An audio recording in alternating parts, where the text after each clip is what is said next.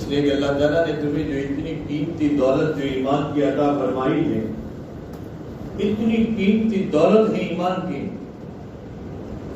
لیکن آج مسلمان چند کوڑیوں میں جو ایمان کا سودا کر رہا ہے، اس کی وجہ یہ ہے کہ اس کو اپنے ایمان کی قدر نہیں مانتا کہ میرے پاس کتنی قیمتی دولت ہے، اور اسی قیمتی دولت کا شاید مسلمان کو پتہ ہو یا نہ ہو، لیکن ساری دنیا اس کی قیمت پہچان چکی ہے، اور ساری دنیا جو اس کی قیمت پہچان چکی ہے، اس لیے ساری دنیا میں اگر حملے ہو رہے ہیں تو ایمان والوں، ایمان والوں سے دشمنی نہیں، اس کو اصل میں ایمان سے ان کو دشمنی، ان کے پاس جو اصلی طاقت ہے تمہارے پاس، اس سے آج ساری دنیا جو ہے حرکت میں آ چکی ہے۔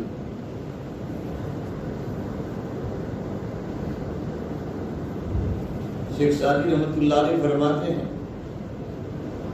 میرا بچپنا تھا، میری والدہ نے مجھے قیمتی انگوٹھی بنا کر دی تھی، بہت قیمتی انگوٹھی، لیکن ظاہر سی بات ہے کہ مجھے اس کی قیمت کا نہیں پتا تھا کہ اتنی قیمتی چیز میرے پاس ہے۔ ایک لٹیرا میرے پاس آیا، ایک ڈاکو آیا، مجھے یہ کہنے لگا کہ تمہارے پاس یہ انگوٹھی جو ہے، کہاں اس کو چکھو، تو میں نے چکھا تو پھیکی تھی۔ پھر مجھے یہ کہنے لگا کہ ایک کام کرو، میرے پاس ایک چاکلیٹ ہے، اس زمانے میں گڑ کی دلیا ہوتی تھی، چاکلیٹ تو ابھی بڑی ہے، گڑ جو ہوتا تھا اس کی چھوٹی چھوٹی چاکلیٹ بناتے تھے، فرمایا یہی دیا، اس کو چکھو، تو بہت میٹھی تھی۔ اس ڈاکو نے مجھے کہا کہ یہ میٹھی چیز لے لو، پھیکی چیز مجھے دے دو، میں بچہ تھا تو میں نے انگوٹھی نکال کر دے دی اور میں نے گڑ کی ایک دلیا لے لی۔ شیخ سعدی رحمۃ اللہ علیہ اس مثال کو پیش کر کر کہہ رہے کہ ایمان والوں، یہی حال آج ایمان والوں کا ہے، ان کو اپنی ایمان کی اصلی قیمت کا پتہ نہیں کہ تمہارے پاس کون سی دولت ہے۔ جس انگوٹھی کی قیمت کا مجھے پتہ نہیں تھا، میں نے ایک چاکلیٹ کے بدلے میں انگوٹھی کو بیچ کر میں نے فیصلہ کر لیا، مسلمان تیرے پاس اتنی قیمتی دولت ایمان کی ہے کہ اللہ ایک ایمان والے کے اوپر ساری دنیا کا نظام چلاتے رہے، اتنی قیمت ہے اللہ کے پاس اس کی، لیکن پتہ نہیں تو آج کوئی NRC کے لیے ایمان کا سودا کر رہا ہے، چند لاکھ روپیوں کے لیے آج عیسائی مشینریاں جو چل رہی ہے جگہ جگہ پر، ہمیں تو بہت سی جگہوں پر اس کا پالا پڑا، بہت سی علاقوں میں میرا جانا ہوا، خود میرا جانا ہوا، جنگلی ایریوں میں جہاں عیسائی مشینریاں لاکھ لاکھ اور 50,000 میں ایمان کے سودے کرانے مسلمانوں کے پاس، 50,000 میں وہ عیسائی بن جائے، 1 لاکھ روپے میں عیسائی فیصلے ہو رہے ہیں، اس لیے کس کو اپنی ایمان کی قیمت کا پتہ نہیں۔ اتنی قیمتی دولت اللہ نے عطا فرمائی، ایک تو ہم اس دولت کی قدر کریں اور ہماری زندگی ایمان کے تقاضوں کے مطابق گزاریں۔ مسلمان کی زندگی جب ایمان کے تقاضوں کے مطابق تھی، مسلمانوں میری اور آپ کی زندگی کو دیکھ کر لوگ ایمان میں داخل ہو جاتے تھے، تیرے اخلاق صحیح تھے، تیرا کاروبار صحیح تھا، تیرے اندر امانت داری تھی، دیانت داری تھی تیرے اندر، اس وقت لوگ تیرے اعمال کو دیکھ کر اور تیری تجارت اور بزنس کو دیکھ کر ایمان میں داخل ہو جاتے تھے۔ ہمارے حضرت جی رحمۃ اللہ علیہ برطانیہ پہنچے تو ہمارے نوساری کے ایک صاحب تھے، ان کے وہاں اترے، دوسرے دن حضرت جی رحمۃ اللہ علیہ نے پوچھا کہ بھائی تیرا پڑوسی کون ہے؟ کہا عیسائی۔ کہا مجھے بازار لے چلو گے؟ تو حضرت آپ کو بازار کہاں؟ کہ وہاں سے پھولوں کا ایک گلدستہ لیا۔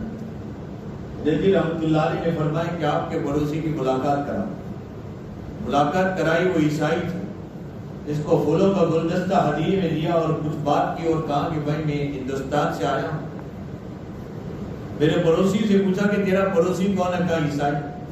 فرمایا میرے نبی نے پڑوسی کے بہت حقوق بتلائے اور کہا کہ میں آپ کو پھولوں کا گلدستہ لے کر آپ کے پاس آیا ہوں۔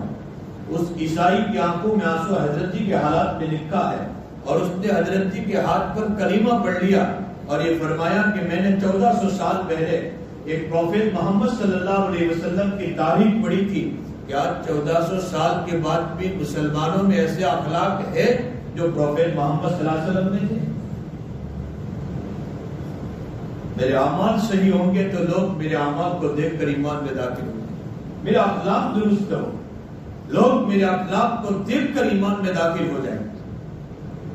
لیکن ہم اپنی زندگی کو درست کرنے والے ہیں، ہم اپنے اعمال اور اخلاق اور کردار کو درست کرنے والے ہیں.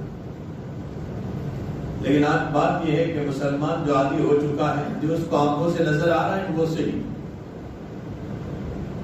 میری آنکھیں جو دیکھ رہی ہے وہ صحیح، دوسری ساری باتیں مجھے غلط نظر آ رہی. حضرت صحابہ کرام کے حالات اگر پڑھیں تو 2 صحابہ کرام انڈونیشیا گئے تھے. 2 صحابہ کرام انہوں نے جا کر پورا اس وقت انڈونیشیا کا پورا ملک کفر سے بھرا ہوا تھا. تو صحابہ کرام نے جا کر وہاں سے بزنس تجارت شروع کی، بیوپار شروع کر دیا. یہاں تک کہ امانت داری کے ساتھ، سچائی کے ساتھ جو تجارت لوگ ان کی دیکھنے لگے. مسجد دفنی اس زمانے میں تو انڈونیشیا کا پورا ملک کفر سے بھرا ہوا تھا. یہ 2 صحابہ کرام اپنے مکانوں میں نماز کے وقت جاتے تھے، نماز پڑھتے تھے، واپس آ جاتے تھے. حالانکہ ان کی دکانوں میں جو چیز ملتی تھی وہ اس وقت جتنی دکانیں تھی مارکیٹ میں وہ ساری دکانوں میں وہ چیز ملتی تھی. لیکن یہ 2 صحابہ کرام جب نماز پڑھنے جاتے تھے تو ان کی دکانوں پر لائن لگتی تھی خریداروں. تھوڑے دن کے بعد جب انسیت ہوئی، تعلق ہوا، وہاں کے لوگوں نے پوچھا کہ آپ کو یہ تجارت کا طریقہ آپ نے کہاں سے سیکھا، یہ سچائی اور امانت داری آپ نے کہاں سے سیکھی؟ تو ان صحابہ کرام نے انسیت کے بعد جب یہ کہا کہ بھائی ہمارے یہاں ایک پروفیٹ محمد صلی اللہ علیہ وسلم آئے جو ہمارے نبی ہیں، انہوں نے ہمیں تجارت کا یہ طریقہ سکھایا، یہ سچائی سکھائی، امانت داری سکھائی، یہ چیزیں سکھائی. یہاں تک کہ آہستہ آہستہ ان صحابہ کرام سے قرب اور ان کے اعمال اور ان کے اخلاق اور ان کے کردار کو دیکھ کر تاریخ میں لکھا ہے کہ پورے انڈونیشیا کا ملک اس وقت 2 صحابہ کرام کے ہاتھ پر مسلمان ہو چکا ہے.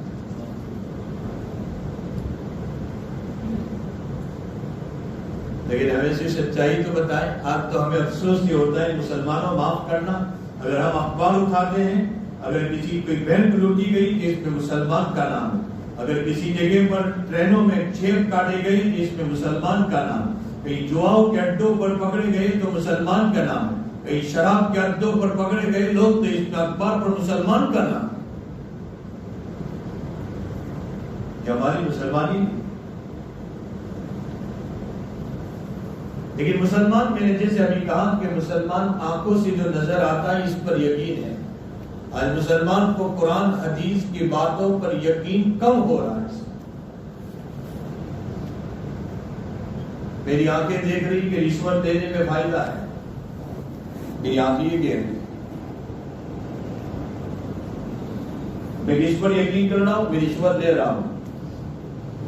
آج مسلمان جتنے بھی آفیسر ہیں الا ماشاء اللہ اکثریت وہ ہے کہ مسلمان ہونے کے باوجود کوئی کام بغیر رشوت کے نہیں کرتا. چاہے مسجد مدرسے کا کام لے کر چلے جائیں، وہ کہیں گے تو صحیح کہ صاحب ہمارے پہ نہیں چوہے پڑے، اوپر نہ آفیسر نے نہیں اوپر بولے گا وہ. اس کی آنکھیں یہ کہہ رہی ہے کہ رشوت کے 25,000 روپے آ جائیں کہ میرے مال میں برکت ہو جائے گی. بھائی اس پر یقین کرنا ہے، وہ 25,000 لے رہا ہے. اور ایک طرف میرے آقا نے کیا فرمایا؟ راشی والمرتشی کلاہما فی النار. میرے آقا فرماتے رشوت لینے والا اور رشوت دینے والا دونوں جہنمی ہیں. بھی لے رہا ہے، حالانکہ رشوت کے فیض حرام کے ہیں، اس سے اس کے مال میں برکت تو نہیں ہوگی، بلکہ یہ 25,000 رشوت کے اور حرام کے ہیں، وہ دوسرے 25,000 کی نہیں 25 لاکھ کی برکت کو لے کر جائیں گے. لیکن اس پر یقین نہیں آ رہا ہے ہمیں. آج امت کا ایک بہت بڑا طبقہ، مسلمانوں معاف کرنا، آج حالات ہی اس پر میں کہہ رہا ہوں، حالات دن بدن بگڑتے ہوئے جا رہے ہیں۔ ایک دور ہم گزر چکے اس سے پہلے، روزانہ کے 4 جنازے، 5 جنازے، 3 جنازے، واپس ایسے حالات کچھ شروع ہو رہے ہیں۔ لیکن مسلمان اپنی زندگی میں تبدیلی کرنے کے لیے، بھائی مانو کہ ہم کیا کہہ رہے ہیں، فلانی ملک کی بنیاد پر فلانی ملک کی چال ہے، فلانی چال ہے، فلانی سائنس، یہ ساری چالیں بیان کرتے ہوئے اس لیے وائرس ہے۔ میں کہتا ہوں کہ ساری چالوں کا مالک وَمَكَرُوا وَمَكَرَ اللَّهُ وَاللَّهُ خَيْرُ الْمَاكِرِينَ، ساری امت مسلمہ ایک اللہ کو راضی کر لے، اللہ چاہے تو ایک دن میں یہ وائرس کو ختم کر سکتا ہے۔ مالک کے لیے کوئی مشکل نہیں، لیکن اس اللہ کو راضی تو کرے، ہم اپنے اعمال میں تبدیلی تو پیدا کریں، ہم اپنے رزق کو حلال تو کریں۔ راتوں کی تنہائیوں میں اٹھ کر اگر یہ سارا مجمع، ہر گاؤں کے لوگ راتوں کی تنہائیوں میں اٹھ کر اس مالک کے پاس روئیں گے تو کیا وہ مالک ایسے وائرس اور یہ ملک کے حالات کو ختم نہیں کر سکتے؟ ساری دنیا تو اس کے قبضے میں، لیکن ہم اپنی زندگیوں میں تبدیلی تو پیدا کریں، ہم اپنے حالات کو تو درست کرنے والے بنے۔ آج امت کا ایک بہت بڑا طبقہ، لوگ کہتے ہیں مولانا ہماری دعائیں قبول نہیں ہو رہی ہیں، امت کا ایک بہت بڑا طبقہ سودی کاروبار میں مبتلا، اور اوپر سے کیا کہہ رہے ہیں کہ مثلا میں تو بزنس کر رہا ہوں، 1 لاکھ پر 5,000، 1 لاکھ پر 10,000 فکس نفع لے رہے ہیں۔ آپ کسی بھی مفتی صاحب سے اس مسئلے کو پوچھ لیں، یہ نفع نہیں ہے، یہ سراسر صراحتاً سود ہے، اور امت کا ایک بہت بڑا طبقہ اس پر مبتلا ہے۔ اس کی بنیاد پر ہماری غیرتیں ختم ہو رہی، مسجدوں سے ہمارے دل اچاٹ ہو رہے۔ بہت سارے لوگ کہتے ہیں مولانا نماز میں دل نہیں لگتا، قرآن میں دل نہیں لگتا، عبادتوں میں دل نہیں لگتا، تو کہیں تیرے رزق میں کوئی شبے کا مال تو نہیں ہو؟ لیکن میری آنکھیں جو سمجھ رہی ہیں وہ میں صحیح سمجھ رہا ہوں۔ اللہ کے حبیب فرماتے ہیں کہ اپنی ماں سے 70 مرتبہ 80 مرتبہ با اطلاع میں روایت زنا کرنے سے بھی بدتر ہے کہ تو سود کا 1 روپیہ کھائے۔ کہ یہ باتیں ہم نے نہیں سنی، پھر بھی سود کھا رہے ہیں، پھر بھی سودی کاروبار ہو رہا ہے۔ اور اللہ تعالیٰ فرماتے ہیں کہ سود لینے والا دینے والا تو میرے ساتھ لڑائی کا اعلان کر رہا ہے۔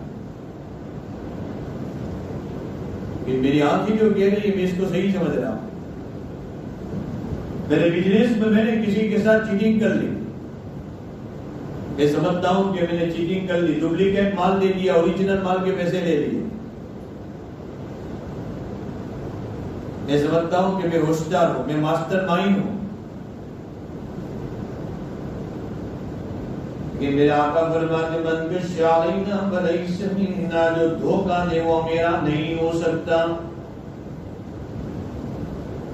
چیٹنگ بازی سے کوئی کامیاب ہوا ہو اور کوئی مالدار ہوا ہو تو بتلائے مجھے، جوا کھیلنے سے کوئی کامیاب ہوا اور مالدار ہوا ہو تو بتلاؤ، سودی کاروبار کرنے والا کوئی مالدار ہوا ہو، 10 سال تک کمائے گا لیکن مالک کے ساتھ لڑائی کا اعلان کیا۔ میں نے اپنے آنکھوں سے ہزاروں لوگوں کو دیکھا جو سودی کاروبار میں مبتلا تھے، 10 سال تک کمایا لیکن اللہ نے ایک جھٹکے میں سارا مال ختم کر دیا۔ ہمیں اس سے اپنے آپ کو بچانا ہے۔ مسلمانوں، خبر کی زندگی پر عمل کرو گے، جو قرآن حدیث پہ خبریں آئی کہ کامیاب ہو جاؤ گے، اور آنکھیں جو دیکھ رہی ہے اس پر عمل کرو گے، میری عقل جو کہہ رہی ہے اس پر عمل کرو گے تو ناکام ہو جاؤ گے۔